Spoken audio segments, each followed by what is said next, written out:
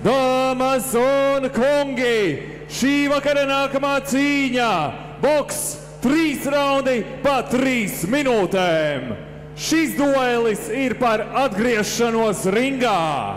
Vispirms, sarkanajā stūrī no Latvijas 87 kilogrami pēc 5 gadu pauzes šovakar ringā atgriežas. Dāmas un kungi, ar aplausiem sagaidām Nikita Smirnovs!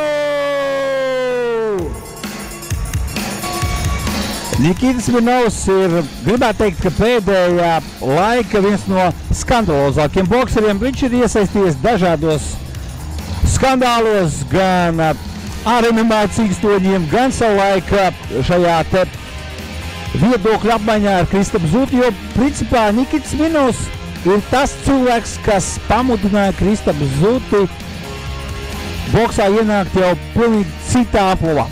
Jo, ja nebūtu šis viņu publiskais konflikts pirms ļoti daudziem gadiem, tad, kad Smirnovs principā bija apsveicis Kristapu Zutu un viņu izaicināja ringā, Kristapu Zutu mēs varbūt kā bokseri nebūtu uzzinājuši. Un toreiz cīņa notika arēnā Rīga, ko šobrīd mēs dēvējam par Xiaomi arēnu. Kristaps Zutis izcīnīja uzvaru. Viņam pēc tam vēlāk bija pieplānota revanša cīņa, taču viņa arī notika pa lielam, bet rezultāts netika noskaidrots. Tas bija pirms 5 gadiem, jo abi par nesportisku uzvedību tika noņemti no trases, un cīņas rezultāts tika pasludināts par nenotikušu. Un, jā, pret jau krietni pieredzējušāku bokseru, kurš apostījies arī ir profesionālajā boksā, Nikita Smirnovs, kuram profesionālajā boksā 5 cīņas, 5 uzvaras, izies ļoti ražants, augumā garš zēns, 2 metri, es pat nezinu cik centimetri, sportis, kurš pārstāv Rāčplēšu cīņu leģionu, ķekav, Kristians Vjatkins. Kristians Vjatkins plašākai publikai stājās priekšā pērnā gada novembrī, kad pēc cageboxing noteikumiem cīņa Būrīkā pret šā brīža vienu no perspektīvākiem pro boksa pārstāvjiem, prospektiem Kārla Kīmo. Toreiz tā bija ļoti interesanta cīņa. Un pēc punktiem Vjatkins piedzīvoja zaudējumu, pēc tam atgriezās boksa ringā Berserk ziemas kausā un uzveic Matīs Andreju Obrumānu. Vjatkins ir sportists, kurš nedod ceļu nevienam. Viņš nebaidās ne no viena izaicinājuma, kaut gan viņam ir salīdzinoši maz pieredze, bet viņa cīņas spars viņš varētu aizvietot 5 pašu spēcīgākos boksers pasaulē. Jo, es nezinu, kāda ir Vjatkina mērķi un uzdevumi šajā sporta veidā, bet skaidrs ir viens. Šis sportists par sevi vēl liks runāt un skaļi liks runāt.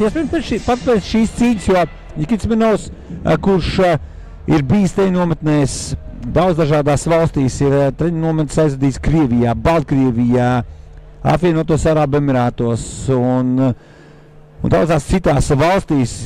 Viņš tiešām ir kādreiz arī bijis Latvijas čempionāta medaļnieks jauniešos.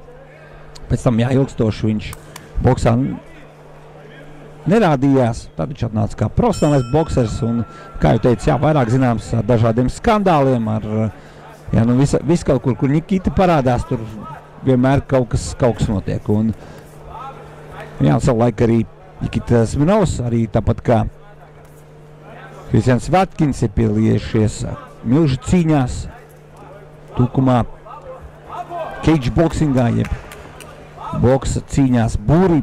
Tas nedaudz ir savādāk. Redzam, Vjatkins ir garāks. Un skaidrs, ka Vjatkins, kuru mēs redzējām pirms gada, ir mainījies. Šis puisis jau ir progresējis. Redzam, viņš nekad nav baidījies. Tas man ļoti patīk šajā jaunajā censonī, ka viņam nav nozīmes, kas tur nāk pretī. Pieredzējis boksers vai jaunietis. Viņš pats ir jaunietis. Un ja tā paskatās tās cīņas, kurās Vjatkins ir piedalījies, viņam nākuši tikai vārdi pretī. Tiešām pārsvarā zināmi sportisti. Un tur vajadzīgi duši, lai izietu pret sportistu, kur jau atpazīst. Smirnovs ilgstoši nav cīnījies, viņam 5 gadus nav bijusi cīņa praksa, oficiāli cīņa praksa, līdz ar to tas varētu spēlēt negatīvu lomu šim Rīgas pārstāvim. Protams, daudziem tas bija pārsteigums, ka Smirnovs atkal atgriezies ringā, ka tieši Liepājā viņš nav startējis. Viņš arī ir diezgan daudzpusīgs, viņš ir gatavs. Viņš savulaik arī vien brīdi bija pat aizrāvies ar svaru cilāšanu. Viņam arī ir savu personīgi dažādi blogi, kur arī viņš savos ceļojumos, gan uz taizemēm, visur pārējo iekuļās dažādās neparastās situācijās, un tad viņš rāda, kā viņš tās situācijas risina. Smirnovs pamazām adaptējas. Vjatkins, kā jau parasti, izmanto savas garās rokas distances kontrolēšanai. Smirnovam pagaidām nav īsti atrasta atslēga, kā atbloķēt šo te distanci, kā tikt cauri pretinieka aizsardzībai. Savukārt smuki absorbē Vjatkina raidītos sitiens Smirnovs. Jā, visu laiku viņus novirs tālāk šos te cimdus.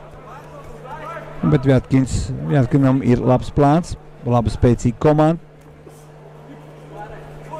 Lāčplēšu cīņu leģions. Ļoti laba doma no Smirnova. Viņš gaidīja iespēju ar taisno pārsteigt Vjatkinu. Un taču Vjatkins tam bija gatavs, paspēja pielikt abas rokas un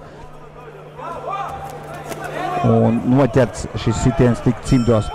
Un pēdējās sekundēs aktivizējies bija Smirnovs. Redzam, ka Smirnovam vāka sāk iztukšoties, lai tikai pirmais rauns ir aiz muguras. Savukārt Vjatkins, viņš tikai iesilst. Pasamies, tad tiešām parasti bokseri nevar pēc raunda iedzert, jo parasti arī daudz nedzer, jo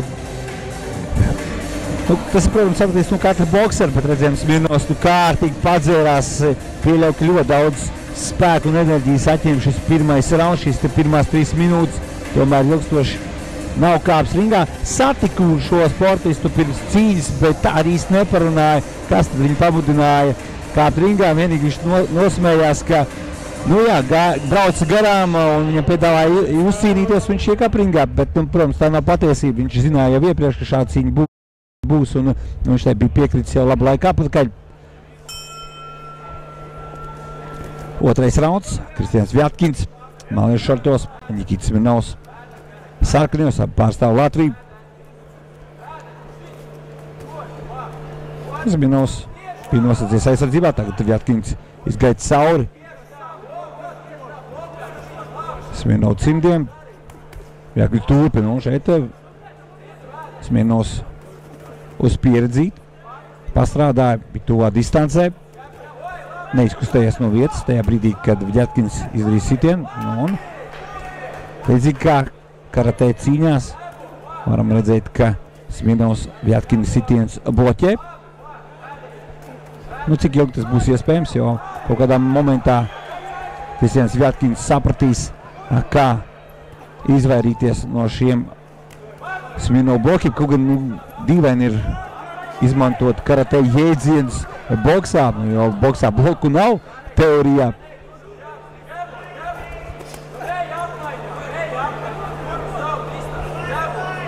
Redzam, Smirnovs daudz atvaira Vjatkina sitienus. Smirnovs izvēlējies strādāt, nosacīt otrā numura ampulā, vairāk līst ārā no aizsardzības ar pretuzbrukumiem. Cieši nosadzies. Es domāju, ka Smirnovs šobrīd taupa spēkus. Jā, pirmais rauns iespējams bija pārāk aktīvs. Es pieļauju, ka Nikita starpbrīdī starp pirmo un otro raundu izsvēra visus plusus un mīnus un saprata, ka pirmajā raundā pa daudz aktīvi boksēja, neizdomājot, Neņemot vērā to faktu, ka vēl 2 raundi ir priekšā un tomēr ir jāsabalansē spēki, jo apzinās, ka no šiem te olimpiskā boksa cimdiem nakautēt ir ļoti sarežģīti.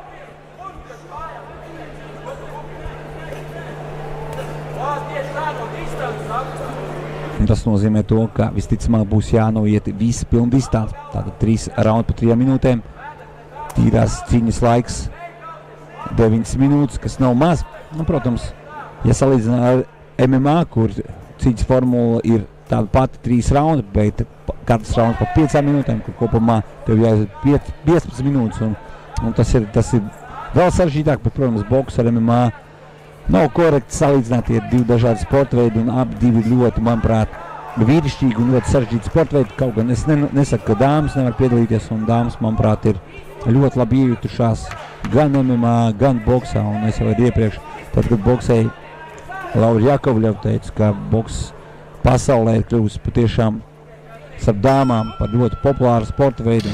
Paskamies Katie Taylor, Clara Shields, Berhus un visas pārējās šā brīža top atlētas. Viņas vārds pilns arēnas, Serrano, Taylor, es nezinu, vai pieminēju, bet tās meitenes ļoti daudz. Shields es pieminēju noteikti. Shields ir viena no tām bokserēm, kuras piemin ļoti bieži, jo arī viņi kādu gadus atpakaļ iepina skandālā Latviju. Un tur bija saistība ar to, ka viņa izaicināja, kā dāma izaicināja uz cīņu vīriešu kārtu čempionu. Aizmirst tikko uzvārdu Kiturman. Viņai arī uzdev jautājumu. Tu saproti, ka puišiem tev būs ļoti sarežģīti un tā tālāk. Vai tu neesi kādreiz boksējis? Viņi saka, jā, es zinu, ka es varu uzveikt vīrieši, tikai viens vīrietis, kurš man nakautēs, un tas bija Latvijas boksers. Tur tās izvietās par tādā lielā skandālā, tas bija sparings, un tur meitene apvainoja Latvieti, ka viņš tam izmantojas pareizos cīņus un tā tālāk. Kaut gan visi fakti spēlē pretēji, un tā cīņa, ne tas cīņa, bet tas sparinga fragments ir arī klīst internetā, un Latvija vien brīdi bija atkal ļoti apspriest. Latvija savulaik ir apspriest arī pateicoties Mairim Briedim, tad, kad mums bija pasaules čempions, dominējušākais bokseris pirmajā smagajā svarā, un mums arī ir viens bokseris, kurš dažus gadus atpakaļ tika dēvēts par pasaules sliktāko bokseru. Viņu vārdu šobrīd nesaukšu, jo es domāju, ka nav korekti par tādām lietām runāt, kaut gan esmu par to, protams, stāstījis arī dažādos podkāstos un dažādās intervijās, ka ir tāds bokseris, bet viņu vārdu nesaukšu, jo es to bokseru dažus gadus atpakaļ satiku, viņš strādāja McDonaldā, es piebraucu, bija klāt, un es saku, kā tev iet, un tā tālāk izprašņāja viņu, bet, par to es droši vien kādu citreiz pastāstīšu, tikmēr piesādzamies atpakaļ cīņai starp Nikitu Sminovu, kurš ir sarkanajā formas starpā pret Kristiānu Vjatkinu, pieredzi Breta, pret ļoti lielu vēlmu uzvarēt, pret ļoti lielu drosmi, kāda ir Kristiānam Vjatkinam. Šis puisis, kā jau teicu, viņš nemeklē vieglus ceļus, viņš iet pret visiem, vienalga kurā cīņas šovā, vienalga pēc kādiem boksa noteikumiem, vai no ar MMA cīņiem, ar MMA cīņiem viņš vēl nav cīnījies, ja nemaldos, bet viņš gan cage boxingā, teiksim tā, pielāgojās dažādām formulām. Jo es pieļauju, ka Vjatkina mērķis ir kaut kad, un šeit satriecās ar pierēm, tā izskatās, tādus maz pēc žestiem var secināt, ko mums rādīja Nikita Sminovs. Sminovs tik mierīgi boksē, manuprāt, pirmo reizi es neesmu redzējis, ka viņš tik savākts tādā ziņā. Arī jāsaprot, ka fiziski redzams, ka Nikitam nav tajā labākajā boksa fiziskajā kondīcijā. Es nerunāju, tas, ka viņš dzelžu te varētu pacelāt un iespējams, ka būtu stiprākais starp šī turnīra dalībniekiem. Iespējams, ka krūtīs spiešanā guļas, bet boksā ar tādu nemēra spēks, mēra savādāk. Muskuļi ļoti daudz skābekļa atņem, ir daudz bokseri, kuriem iesaka tieši samazināt muskuļu masu.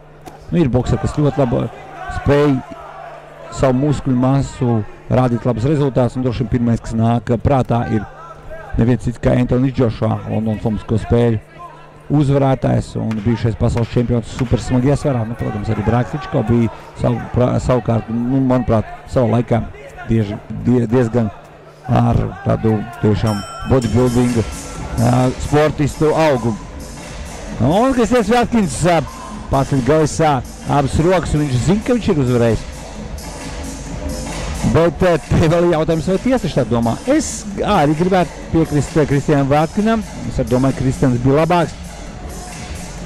Un šeit gribētu teikt, ka nevis labāks, bet Smirnovs tomēr neparādīja to, ko mēs esam pieraduši no viņa redzēt. Viņš ļoti ātri nogur, pirmajā raundā pat daudz, ātri ieskrējās. Un, manuprāt, tas arī bija tas faktors, kas liedza Nikitam parādīt to sniegumu, uz ko viņš pats bija cerējis. Nu, Kristians Vjatkins kā pieturēs pie savu plāna, neko nesasteidza, neko vairāk nedarīja, kā viņam vajadzētu. Visu bija sabalansējis, visu bija izdarījis, teiksim tā, godīgi vadīja visus raundus. Nu, pirmais rauns, jā, bija viss konkurētspējīgākais, bija iespējams pats interesantākais, jā, redzam, ka Nikitam arī ir iespējams, ka kaut kāds savainojums, mikro savainojums, iespējams, ka triecieni ar galvām, redzam arī maza brūcīta vai pat nevar īsti saprast, jā, nu, maz zilumiņš uz Kristiāna Vjatkina pieres. Gaidām rezultātu. Ar vienbalsīgu tiesnešu lēmumu uzvaru izcīna zilais stūris Un Kristians Vjatkins izcīna uzvaru vienbalsīgu tiesnešu lēmumu pēc punktiem, uzveicot nevienu citu kā